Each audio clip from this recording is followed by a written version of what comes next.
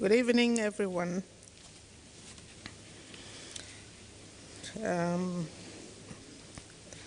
President of the Academy, past presidents of the Academy, vice presidents of the Academy, fellows of the Academy, Your Excellencies, distinguished guests, students, ladies and gentlemen.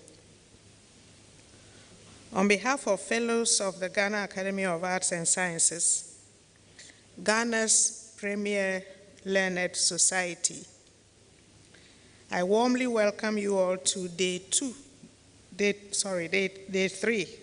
of this year's Founders Week lectures on the theme, the socio-economic and health impacts of COVID-19 and other emerging infectious diseases. We are live on all our social media networks, Zoom, Facebook, and YouTube. The Founders Week is the oldest of the Academy's traditions. It started in November 1960 as the first anniversary celebration and has been held every November since then. On Tuesday, we started off with the presidential address. The presidential address is usually followed by a 2-day symposium, and this year's symposium started yesterday, usually on a subject of topical or national interest. The last day, which is tomorrow, is dedicated to what used to be called the anniversary lecture, now renamed the Kwame Nkrumah Memorial Lecture, in memory of Ghana's first president who established the Academy. This year, we are delighted to announce that we have support from the following: SEND Ghana, West Africa Center for Cell Biology of Infectious Pathogens at the University of Ghana, the African Research Network for Neglected Tropical Diseases, located at the Kumasi Center for Collaborative Research in Tropical Medicine, KNUST, and Dr. Ernest Kwaku, Chairman of the National Health Insurance Authority. We thank them all for their support.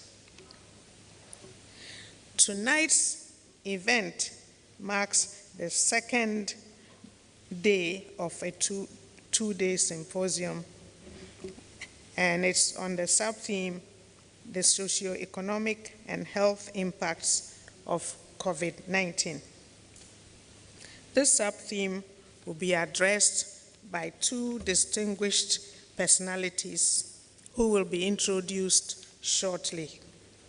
One of them, due to some circumstances beyond his control, will be presenting remotely from the CK Tedam University in Navrongo. My task at this time is to introduce to you the chairperson for this event. She is Emerita Professor Isabel Kwachi, Vice President of the Sciences Section here at the Ghana Academy of Arts and Sciences, a professor of immunology and parasitology. She is the first Emerita Professor in the Sciences at the University of Ghana, where she established the immunology unit at the Noguchi Memorial Institute for Medical Research from 1980 to 1983. She was the first female director of the University of Ghana School of Public Health and later became the foundation dean of the School of Public Health when the university became a collegiate, moved to a collegiate system. And this also makes her the first female dean in the College of Health Sciences at the University of Ghana. Emerita Professor Kwakye has served on numerous national and international committees and boards and received several awards. She was a member of the Ghana Health Service Council and UNESCO Chair for Women in Science and Technology in the West Africa region. Among Professor Kwakye's numerous awards are the 2014 Laureate African Union Kwame Nkrumah Award for Women in Science and the 2019 Laureate for the Clara Southmead Ludlow Award by the American Society for Tropical Medicine and Hygiene. Women's World Day 2021 recognized Emerita Professor Kwakye as one of 7 women in science who have changed our world for the better. Emerita Professor Kwakye is a fellow of the Ghana Academy of Arts and Sciences and a fellow of the African Academy of Sciences. No doubt, a woman of substance. Ladies and gentlemen, please welcome Emerita Professor Kwakye with a round of applause.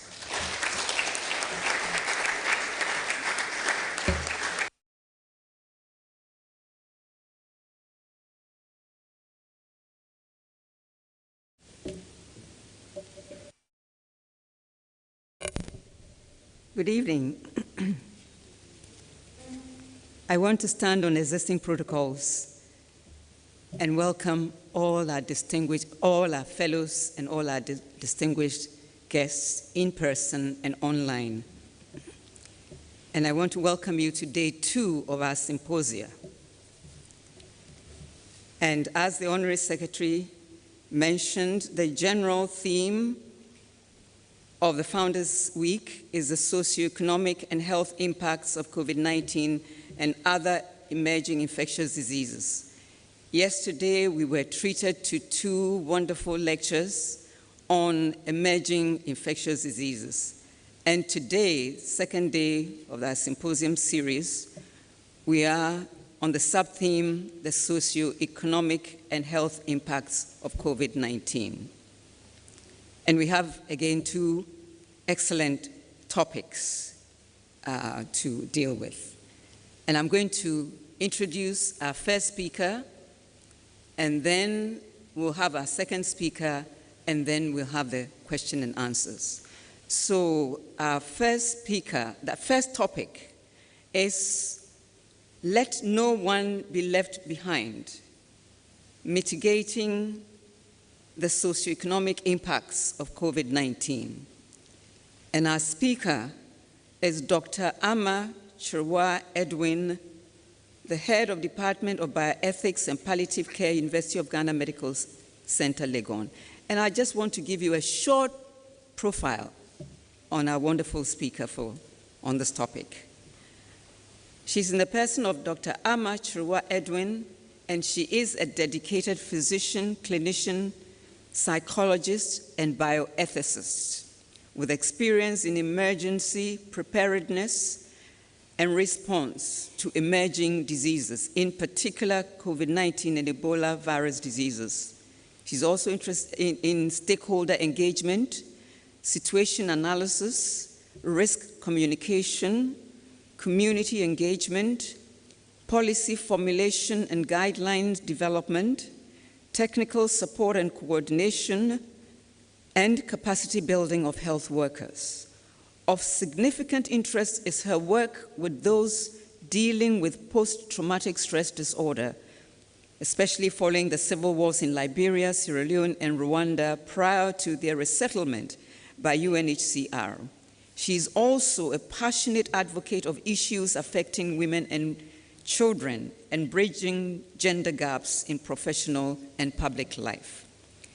As a bioethicist and clinical ethics consultant, she is heavily invested in the human rights and ethical issues in healthcare and mental health, and is a strong advocate for effective mental health practice that recognizes the roles and engagement of community members and respects the human rights and dignity of service users.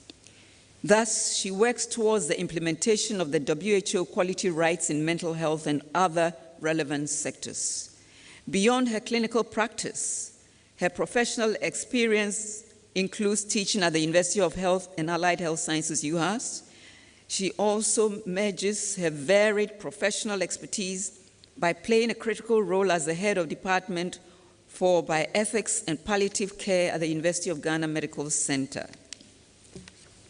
She has worked as a consultant to a wide variety of local, regional, and global organizations, including the World Health Organization, Médecins Sans Frontières, Doctors Without Borders, Africa CDC, and many others.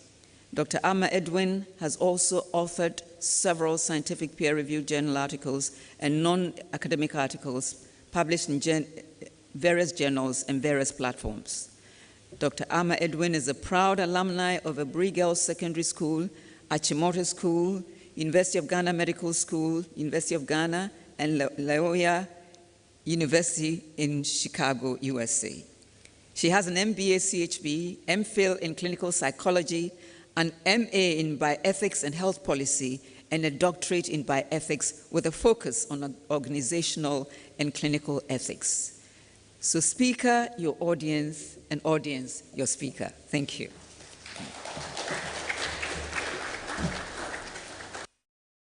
Thank you so much, Prof. I stand on existing protocols and recognize this august body and its leaders. I really deem it an honor to be asked to participate in this year's lecture. So hopefully at the end of the day, we'll know how not to leave anyone behind. Unfortunately, I'll need to be turning to the screen to be able to look at the slides. Okay, sorry.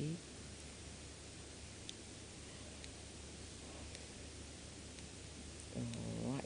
So this is my topic. Let no one be left behind. Mitigating the socioeconomic impacts of COVID-19. And this is where I work, the beautiful facility, a quaternary center of excellence, the University of Ghana Medical Center. The day dawned bright and early. It was 7th April 2020. I got to work in record time because of the lockdown. I remember it was a bright Tuesday morning.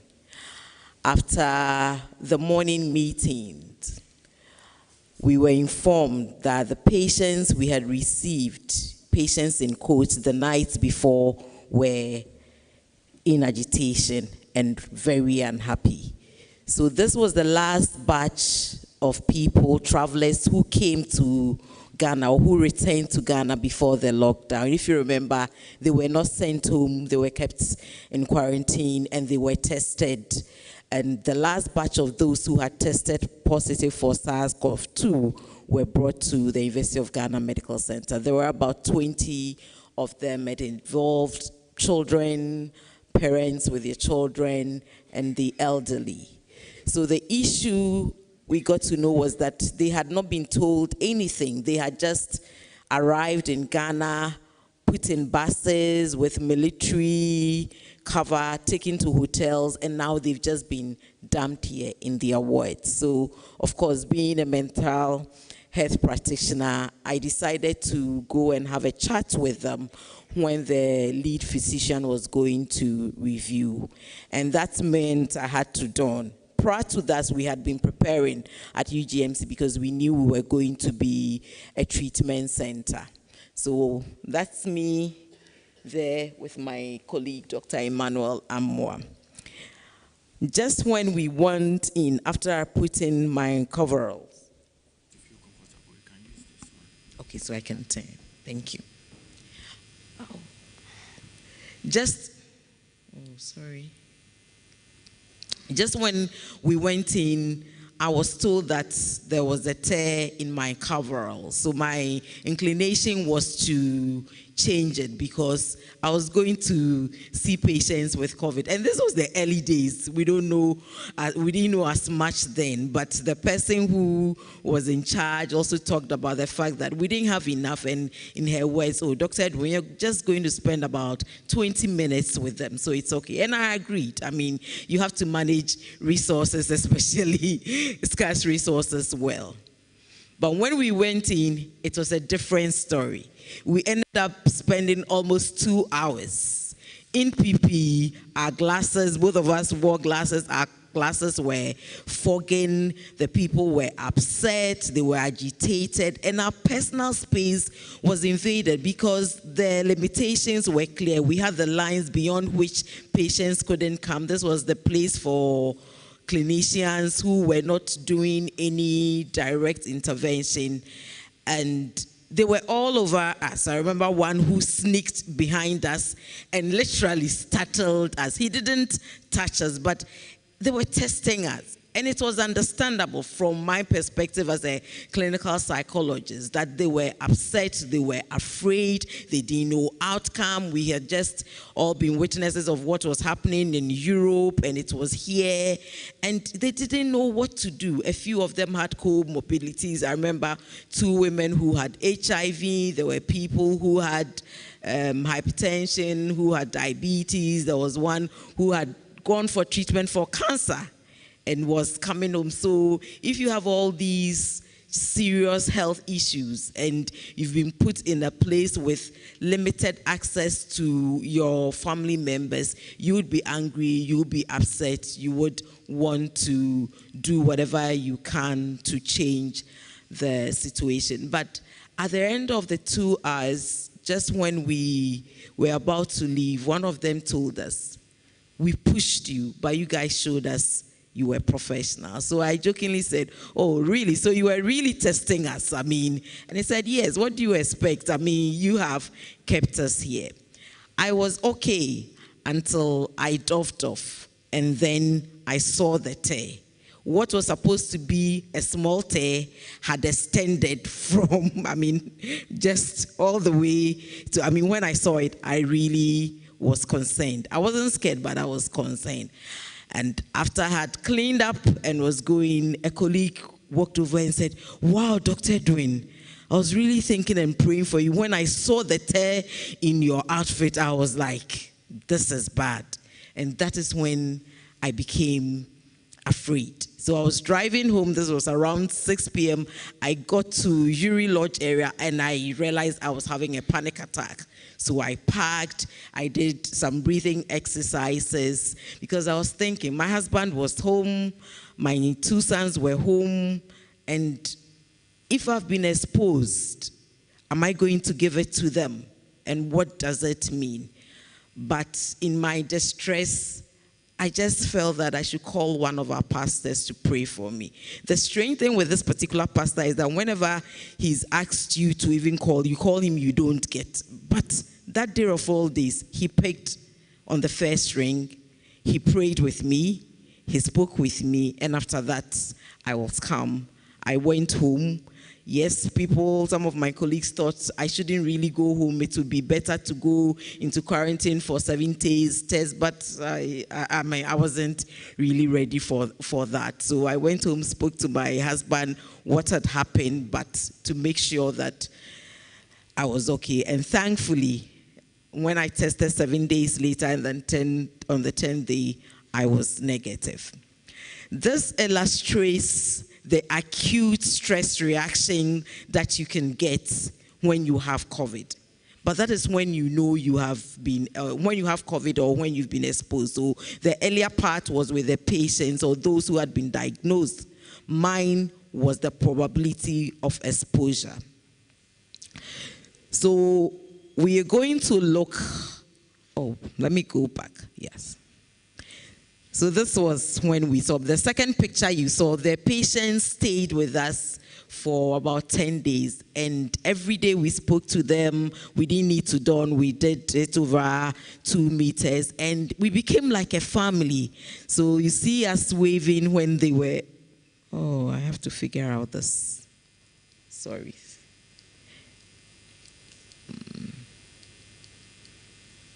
IT, am I going in the right direction? Okay, I am. Yeah.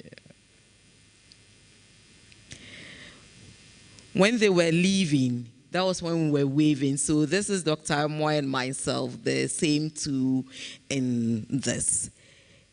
The challenges are there, and the mental health challenges were acute, but talking to them, listening to them, addressing their concerns, enable us to have a working relationship. Those who had cancer, we got in the specialists to see them. Those who had HIV, we got in the specialists to see them. And they realized that we were not just interested in camping them, but for us, they were patients and we're giving them their best. Communication is key. We could have messed this thing up and make the situation worse for them. So with that background, let's look at these 2 pictures. You know, the most dramatic killer of man is a natural disaster, but the most consistent is an infectious disease. Yesterday, we got to know all about pandemics. So if you look at these pictures, the first one is Bande Aceh. I don't know how many of you remember 26th December 2004 when the tsunami happened in Southeast Asia, Thailand, India, Indonesia. These were places where people from the West go for holidays because it's warm when it's winter there, and that is an aerial view that was taken after the tsunami. The second one is Katrina. That happened from 23rd August to 31st August in 2005. And I think this one most of us are familiar with.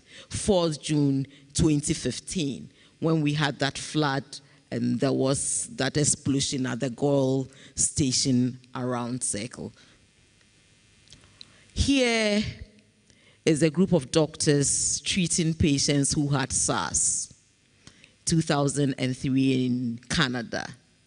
It's interesting if you look at how they were dressed with SARS compared to how we dressed for COVID. This was Ebola. So all these pictures are either infectious diseases or natural disasters that have happened in the 21st century. 2004, 2005, 2015, 2003, 2014, 15, and then 2019, 2020. We've known about inequalities in the world when it comes to healthcare, when it comes to resources, when it comes to socio-economic issues. We've known about it and we learned more about it yesterday. But COVID has really highlighted that. And it's not just about the COVID per se, but the mitigation measures or the containment measures that countries used also added it to it. In one of the fellow Ghanaian addresses, this was the one on 27th March, the president said something that went viral. He says, and I quote, "I assure you that we know what to do to bring back our economy to life. What we do not know how to do is to bring people back to life. We will therefore protect people's lives, then their livelihoods," unquote. So the essence of the containment measures was to protect life.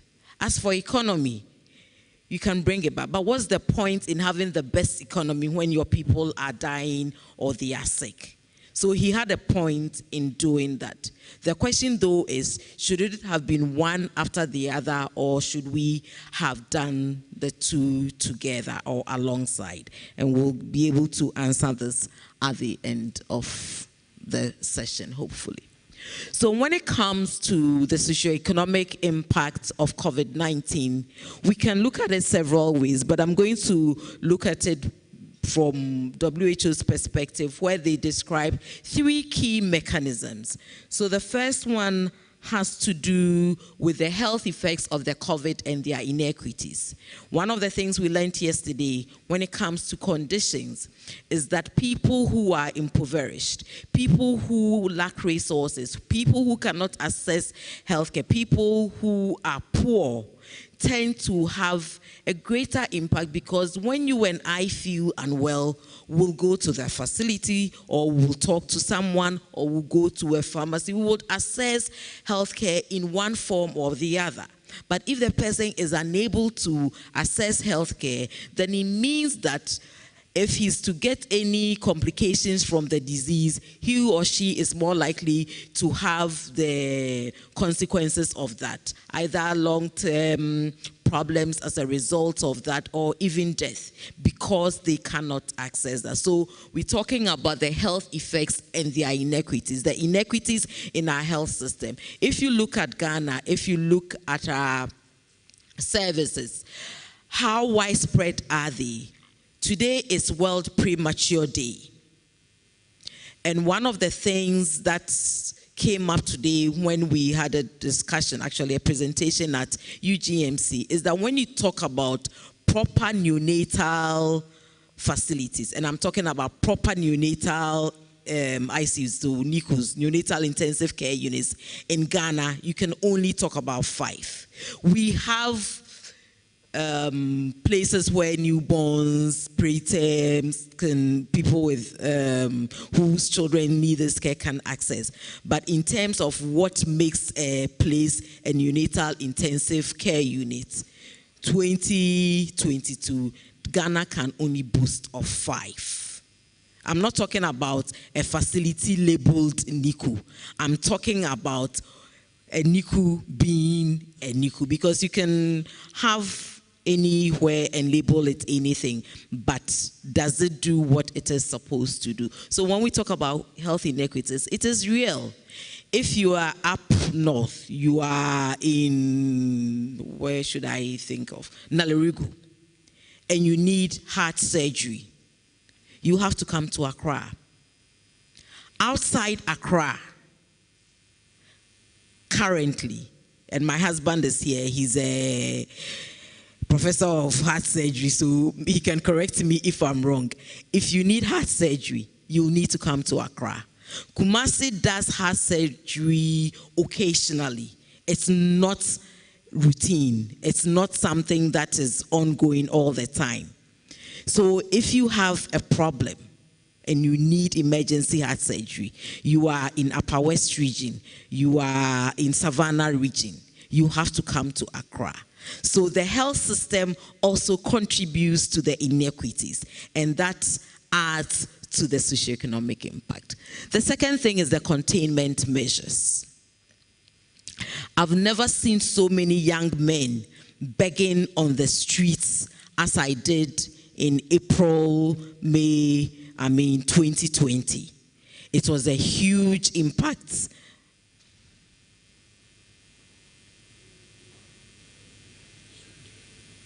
I can actually stand here. Okay, thank you.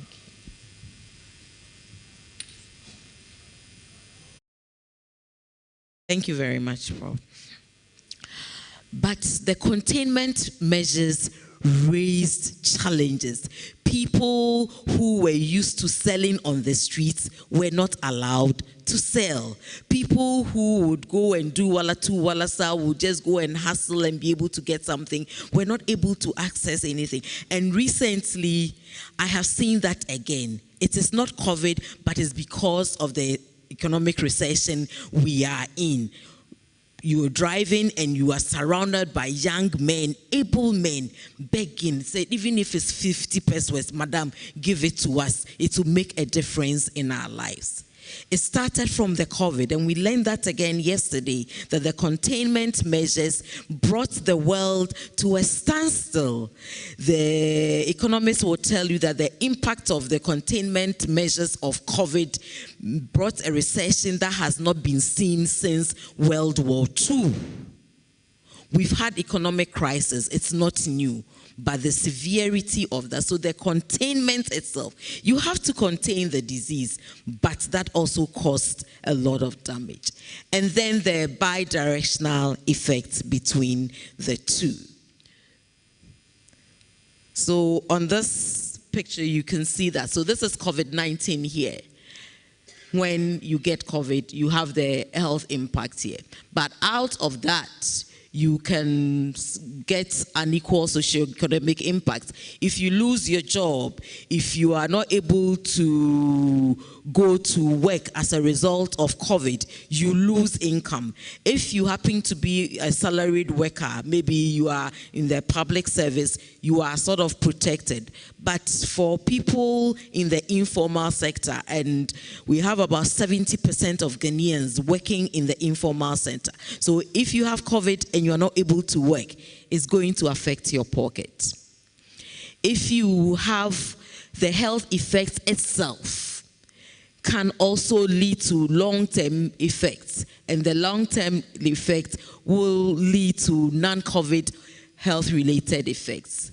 The red lines represent the containment measures. I've mentioned it. And then the lime or mustard lines talks about the directional, the bidirectional. So unequal socio-economic impact will lead to non-COVID-19 health-related impacts. And this will do so on and on we go.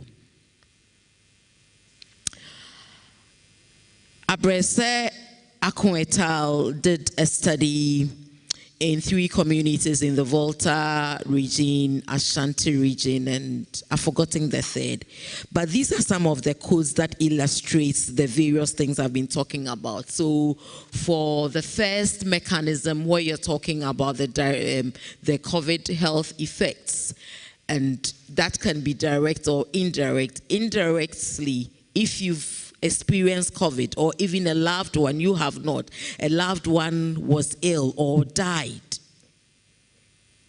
and the person, as far as you were concerned, was okay until they went to the hospital, you begin to associate the hospital with COVID. And in several of our facilities, mine included UGMC, part of the emergency was demarcated as the COVID center. So even when people had emergencies that they would normally go to hospital, the thought of going to the emergency room, yes, it is demarcated, you will not be there, but we say that it's also spreads through the air. So a lot of people did not access healthcare, not because they couldn't or they couldn't afford, but the fear of catching COVID in their health facility was a major factor. And this person said, I hardly go to the hospital like before, but I buy medicine from people who sell. So this was someone who was involved in the focus group discussion. The second mechanism where we talk about containment measures, this is a butcher who used to butcher and sell 2 cows a day. But now with COVID, he couldn't do that. The people who were buying most of the institutions, the schools were closed, so he couldn't do that. And his words really rang home. He says, there are lots of changes. Before the advent of COVID-19, when you see the kind of footwear my son used to wear, you will know that he was enjoying. But currently, even my children know I have no money. They used to attend elite schools and not these cheap schools. And this is a man who withdrew his children from the elite schools to a cheap school, which was not doing as well before because he couldn't afford it. Then when you talk about the bidirectional one, this person says it has really influenced my healthcare seeking behavior because I have stopped going to the hospital. I have an eye problem, so I often go to the hospital for medical checkup. But due to what I have gone through, his grandmother died of COVID in the hospital. I have stopped going to the hospital for medical checkup. This person is at a risk of losing his sight. If he loses his sight, his socioeconomic situation would even be worse because we don't have a system where people who are visually impaired can work productively. It's very limited in that. So, with all of these things, the major impacts that COVID did bring up, that I, as a mental health practitioner, is very happy about, is the mental health effect.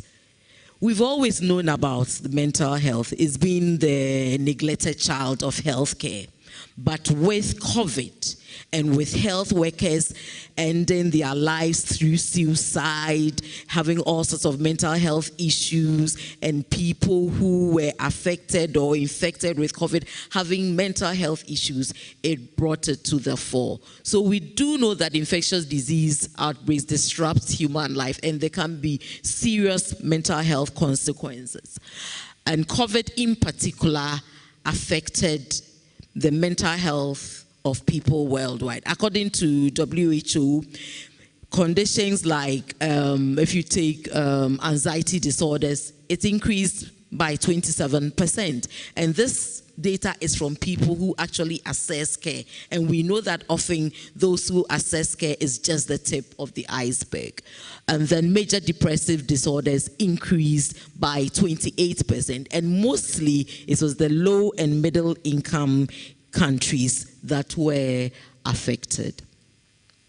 So let's look at the pathways, pathways of pandemic-related effects on mental health deterioration. So this is COVID-19 here. There are four main ways. The economic shock I've talked about. Either you lose income or a lot of people lost their jobs. Businesses couldn't cope. If you are a private business and you are not working, how can you pay people? So you have to let your people go home. So economic shock was a major factor. Then the isolation and loss of social support. We are communal people. Even when you are an introvert, it doesn't mean that you just stay and don't engage with people. So the fact of isolation itself can have serious consequences on your mental health. Then the restriction, inability to access services. Healthcare, we have several facilities becoming COVID centers. And so if people went to the OPD, doctors were repurposed, several hospitals were not running outpatient clinics. So people with hypertension, with diabetes, were not getting the needed care. That itself can also complicate your situation and add to the stress that leads to mental health deterioration. And the fear of catching COVID, becoming severely ill or dying. So all of this can coalesce and lead to deterioration in our mental health. But it's not all gloom and doom. So what we know is that if you don't do anything, yes, from COVID-19, economic shock, mental health, stringency policies can all affect. But this is the key point, social protection. And by social protection, what do I mean? So in Ghana, I remember, I think it was the address that was given on the Thursday before Good Friday. The president had already talked about some measures, $1 billion or so to support small and medium-scale industries. He talked about, remember, the free water for 3 months. We didn't pay for water. It was extended till end of September. Then when it came to electricity, for 3 months, we didn't pay full. We had to pay 50%. But for the lifeline consumers, those who consume between 0 to to 50 kilowatts of electricity per hour, they had free electricity till end of December. So we did have some social measures, but still they were not enough. So if you were not able to, and I don't think any country, even the richest countries, were able to have such massive social protection such that there was not any impact on it. So in coming to the meat of my presentation, there are things within our control. Look at the economy we are in. You and I, community, societies, there's not much we can do in terms of the dollar dropping, in terms of fuel prices. We don't control those things. The things that we can do something about to lessen the effects of the socioeconomic impacts on our well-being has to do with our mental health. That is something we can do something about as individuals, as communities, and as societies. So we talked about the neglect of mental health for years, but at least in Ghana, we finally passed the Mental Health Act, and we had a mental health authority that is doing a lot of things. When COVID started, there was a lot of support. I know that the Ghana Psychological Association, I'm a member of that, and Psychiatric Association of Ghana provided free bono, pro bono services. So for all the treatment facilities, they had clinical psychologists, mental health nurses, psychiatrists, so at least 1 or 2 mental health practitioners were there supporting inpatients. And there was a lot of talk, and hotlines were made available. They circulated on social media, recordings. So all of that was done, which made a big impact on people. But it still did not meet the needs of everyone.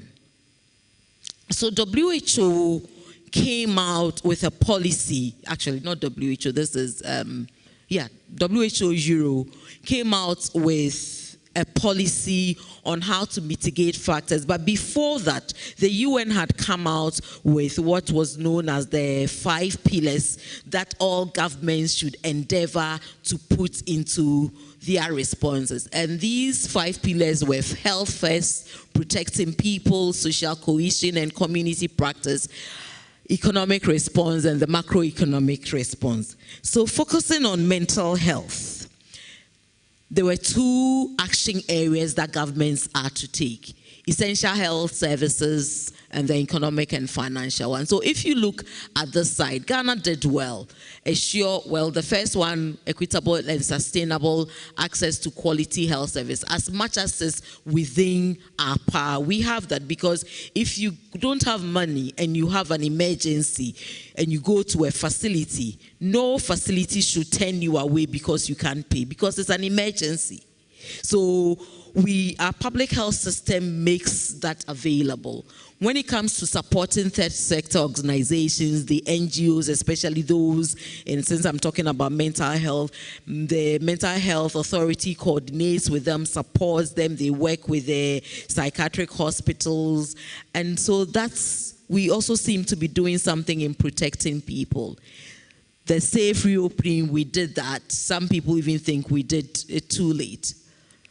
When it comes to sustainable employment, COVID ended, it's at the tail end. We still have peaks, but the waves are not like before.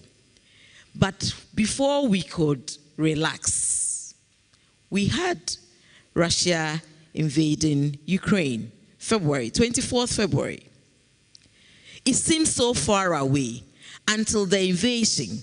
I didn't know that most of the wheat, which we use for flour, the oil, sunflower, was coming from Ukraine. I didn't know it was such a bread basket to the world until it happened. And it's affecting all of us. So in terms of this response, we haven't done well. But as I said, there's little you can do when it comes to certain factors, because there are several factors that come at play. And as a nation, there's a limit to what you can do as a family, as a community.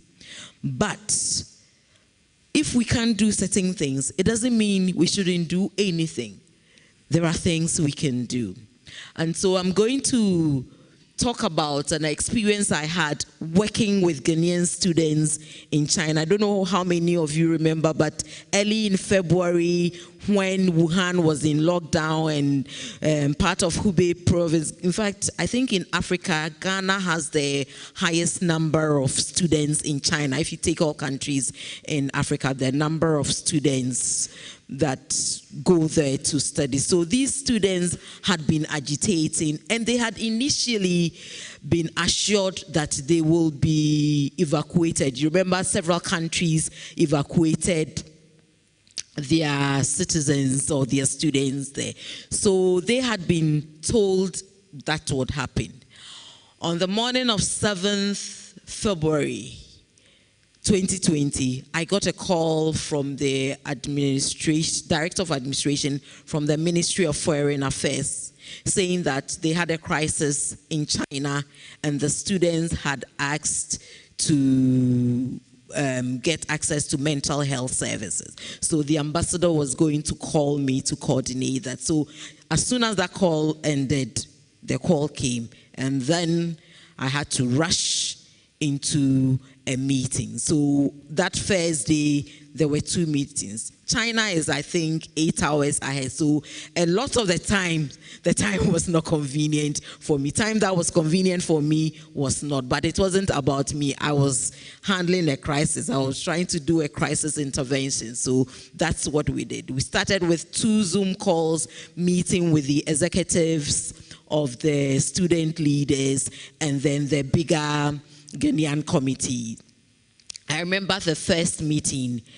For me growing up, you know, when you're talking to an ambassador, when you're talking to an elderly person, you're supposed to show respect, you don't shout, you don't scream, but that was brimstone, fire and brimstone in that meeting. But it was understandable because they felt they had been lied to, they had been deceived. You had assured us that you were working on evacuating us, and then now there's a turnabout. And so even in engaging, it was not easy. We had to have online sessions, WeChat counseling, and alone, I did 70 hours of therapy hour sessions with 34 students from 3 cities, Wuhan, Enshi, and Xi'an, over 8 weeks. And that brings us to what we can do as individuals, as communities, as a country to improve our mental health.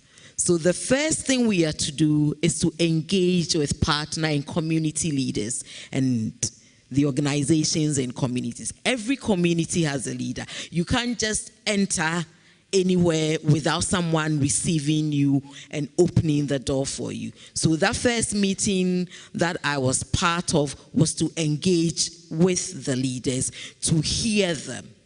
It took a while to build trust because they asked the government, or they asked the ministry or the government through the ambassador that they wanted a psychologist. But when a psychologist was provided, they said, well, if the government has brought the psychologist, how can we trust? So it was challenging, but over time, when they got to know that my role was to work with them and to help them help their community in dealing with it, gradually, they began to trust. So we had to establish and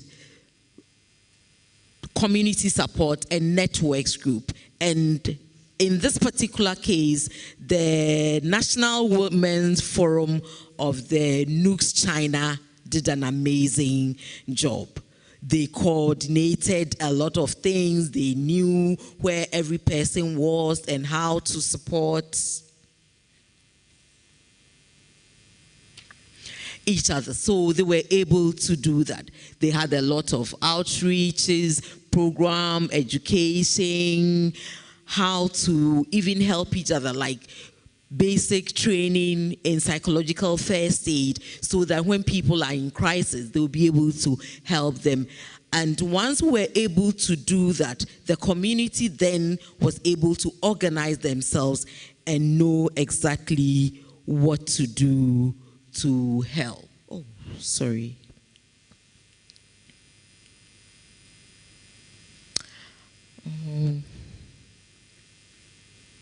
Okay, I think I missed my I don't know how there's supposed to be a slide on conclusion. It's not here. But this gives us an opportunity as a country. If we don't want to leave anyone behind, then we must do what we can do. We have areas we can influence. We have areas outside our influence. I hope I have shown that we have the ability to be able to work with communities, with individuals, and the bigger society to improve our mental health. Yes, we have challenges, but if you have a challenge and you are struggling with depression or anxiety, it's going to be more difficult for you to be able to appreciate what you can do to change the situation. But if you are having that challenge, but you are empowered, and that is what the community building is supposed to do. The whole idea is when you've gone through this size, the community's capacity is built, they are empowered, and they'll be able to take their own initiatives. They might not be able to do anything about the dollar. They might not be able to do anything about fuel, but they can encourage each other. They can uplift each other. They can tell each other that, yes, things are tough, but let's not give up. The key thing is to have your peace of mind. So what are the resources that are available to you that you can use to encourage yourself? On this note, I would like to acknowledge my teachers. But there's one woman who's had a major influence on my life. I met her in November 1985 when I was in lower 16 Achimota School. She's been a mentor in the truest sense of the word regarding my career, regarding my personal life, regarding doing medicine, doing clinical psychology, and even doing bioethics. She's not here with us. We lost her earlier this year. Her husband is the president of the academy, and I want to really salute my mentor, Dr. Sefadide. Prof, if you're listening, thank you. Thank you so much. My husband is here. He came all the way from Ho to support me. My two sons, really, I remember one of my sons asking me, Mommy, even daddy is at home, why are you going to work? So that shows usually daddy is the one being a pediatric heart surgeon, always working. They never ask when daddy is coming home, it's mommy. So they couldn't understand why he was home, not going to work, and I had to.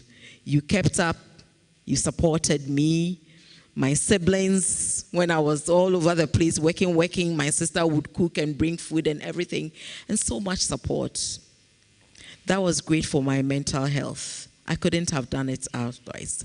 So if you don't remember anything at all, let's support each other. That's the only way we can improve our mental health, and with that, we'll be able to deal with the socio-economic issues. Thank you so much for listening.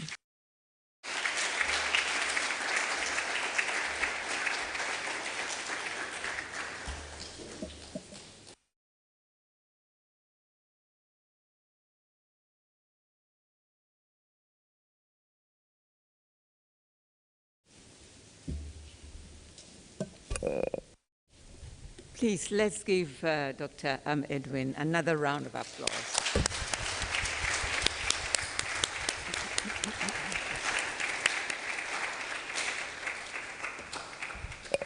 Thank you so much for a riveting talk. We'll go straight on to our second topic, which will be The topic is costing and pricing pandemics, the health costs of COVID-19.